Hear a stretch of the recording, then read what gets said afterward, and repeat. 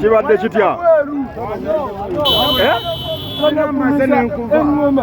Muzina amazina enkugwawo kasima. Kyo kiriwo. Ovudde wa? Gwe Makindu. Makinde. Mukoki Makindu. Gwe Makindu. Okay. Abanike. Mpa mukwano ka kampani.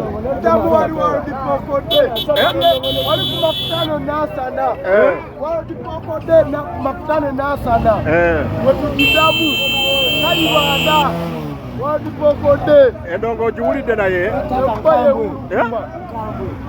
Saundi tano mu kifo kimu kyatukoze Dombolo Salongo tugeze kwebaka bano yatusanyaza Masaka yonna oddayo ssaawa mmeka kati? Tata waba nazo ssaawa 3 Masaka mpupe namaki musapulaya dayo yola Sande ku Mande kyekiriwo abanike amubeereko basize bonna mu kibuga Kampala wano alitasi yabawamba tebaddamu nakwogera abanike nakulimba omulandi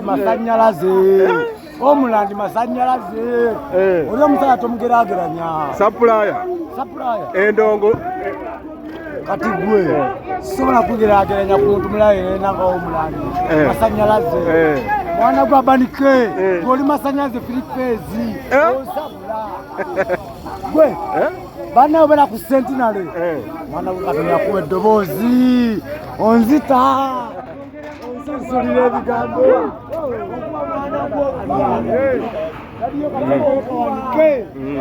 Uganda Kampala Mwanese wakala nnyo yo my president kyali kitya?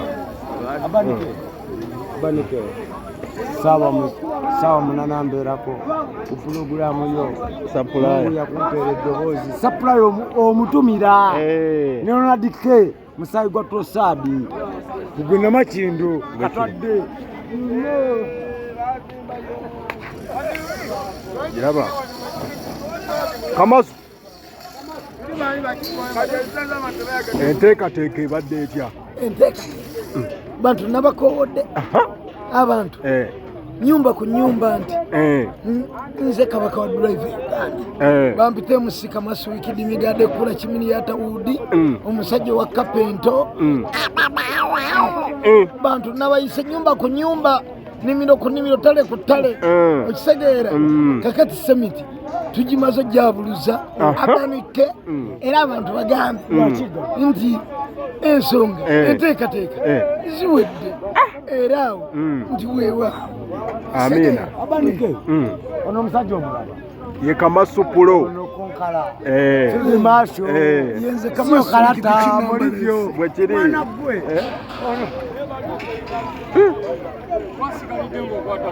kiri kitya? Kibadde kitya? Omuntu ayewagira mu mbazira tona amuveeka mulaba adduke mbazira tona ekika kirala muganda wange kibadde kitya? nze Sendege ya Paulo manyi ga Katabazi Francis Katongole Kalungu East Kalungu East ngenda ate ngenda kati mu Kalulu bino tubimaze bibadde byansibe Kampala kati ngenda Lukaya bamulanga kisempija yefulu amanya ndi ebyeni ale mu fulutiro omwo muganda wange nenge ekinyanya Francis Katongole mungambira zeeke essimu munnamawulire ekinyanya kibadde kitya? Ekinyanya okimanyi onaddamu endongo y'ekinyanya weewaawo wayingidde mmeka? nze nayingidde essaawa 10 ovuddemu mmeka? kawungezi sinnavaamu tonavaamu adiraba nina omulimu ku event eri eya Ndombolo Omulandi Sound event ninako omulimu ninako omulimu ate gw'amazzi sisibula mizindaalo ndi omu ku bamaneja kaakali muganda wange abantu bagambe beeteleeze neddala abeeru abenge Katabazi Francis Katongole bamubeereremu Sendege ya Paulo ajja tugenda Kasaka Abani wada yogera. Abani eno tujagala nkuke neno mu bato. Caritas ne ketu. Eno sijinyumika mu jagala neno nkuke mu bato. Masaka nkuke kyano kito. Jagala mu bato ng'etaano. Yeddeko ekyemmanga ne balibala ekyemmanga. Eno ye gye twagala neno bawulewo. Otegeera abani. Eno ebuzeemu dijja gitembeetwa obulungi. Eriwa Eno ketu. Kati endongo bazigasse. Ebuzeemu kijja gitembeeta. Amanyi endongo bazigasse. Wano we bazaawudde wano.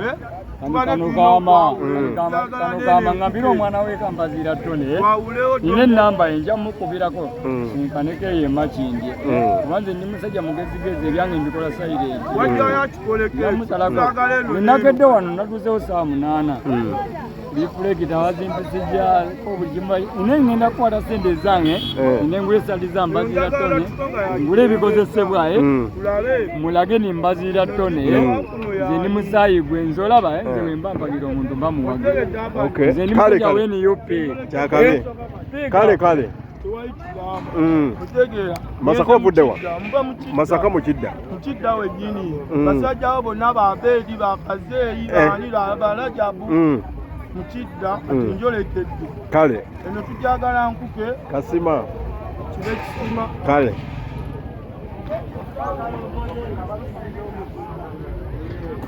abantu babiri abatuuza lero tebagenda